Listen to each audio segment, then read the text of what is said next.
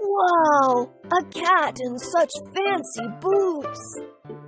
Make way! It's the Puss in Boots and his master, the Marquis of Carabas. Marquis of Carabas? Who is he? Come, let's see their story. Once in a far-off land, there lived an old miller with his 3 sons. He had a mill, a donkey, and his dear cat. When the miller died, he left his mill to his eldest son, the donkey to his second son, and his dearest pet, the cat, to his youngest son, Pete. The mill and donkey were of good use to his brothers. But what will I do with this cat? Anyways, our father loved him dearly. I must take care of him. Pete was a kind and hard-working boy, but to his bad luck, he could not find any suitable job to meet his needs. Nevertheless, he took good care of the cat. Soon, the cat began to love and trust his new and affectionate master. One day, Master, don't worry. Please trust me and we can turn our fortunes. Pete was surprised to see the cat speak. Master, now please lend me your boots, your hat, and that fancy bag. Trust me and please do as I say. I don't know what you're up to, but I will trust you. The cat wore the boots and the hat and ran off to the woods with the bag. He soon caught a rare rabbit from the woods. The cat ran to the king's castle and presented the rare rabbit to the king and the princess. Your Majesties, I am the Puss in Boots. I bring a small present from my master, the Marquis of Carabas. The king and the princess were very impressed with the present and the cat's mannerisms. The Puss in Boots continued to bring many gifts and presents to the king from the woods. The cat would amuse the king and the princess with many interesting stories and tales from far-off lands. One day, the cat got to know that the king and princess would be riding out along the stream. The smart cat soon devised a plan. Master, let's go for a walk by the stream. When they were near the stream, It's so hot today. Master, why don't you take a swim in the stream? soon the king's carriage arrived on the road along the stream. The cat quickly ran to the carriage. Help! Help! Your Majesty! The thieves have stolen my master's clothes and our horses!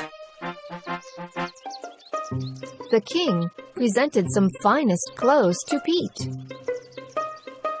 Pete looked like a handsome prince in such clothes.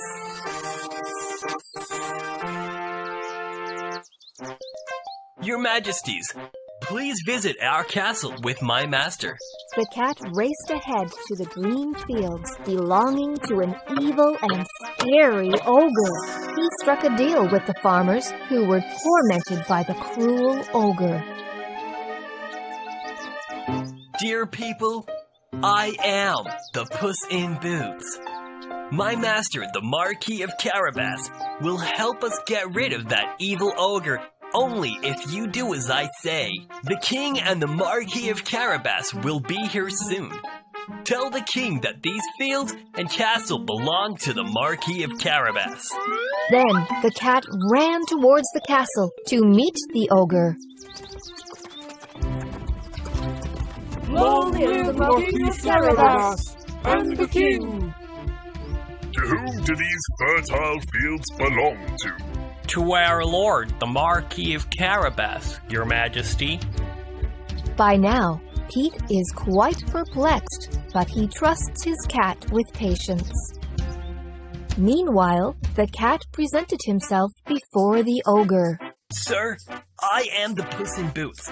I come with an important message from the king, but I need to speak to you alone. Now, quick. What does the king want? Sir, the king has heard about your rare abilities to change forms and is very much impressed with you. He wants you to marry his daughter, the princess. But... But what? Tell me quick. I want to marry the beautiful princess. But first, the king wants me to test your skills. That's all? It's simple. No sooner had the ogre changed into a ferocious lion.